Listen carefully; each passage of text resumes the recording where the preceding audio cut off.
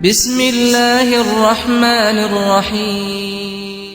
مولائے کائنات علی ابن ابی طالب علیہ السلام ارشاد فرماتے ہیں، اللہ تعالیٰ نے امیروں کے مال میں غریبوں کا رزق مقرر فرمایا ہے، پس جو غریب بھوکا رہ جاتا ہے اس کی وجہ یہ ہے کہ دولت مند نے دولت کو سمیٹ لیا ہے، اور خداوند بزرگ و برتر ان سے اس کی باز پرس کرے گا۔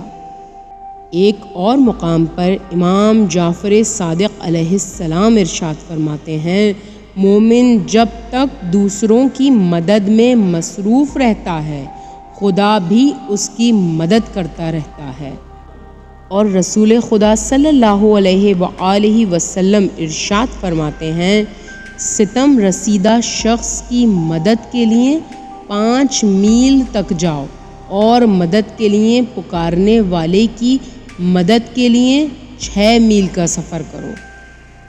ایک مرتبہ امام حسین علیہ السلام کے دروازے پر ایک سائل آیا اور یہ شعر پڑھا، جو آپ سے امید لگائے اور آپ کے در پر دستک دے وہ نا امید نہیں ہو سکتا۔ آپ صاحب کرم اور قابل اعتماد ہیں، آپ کے والد نے فاسقوں کو فی النار کیا ہے۔ اس کی آواز سن کر امام حسین نے جناب قمبر کو آواز دی کہ گھر میں کچھ ہے؟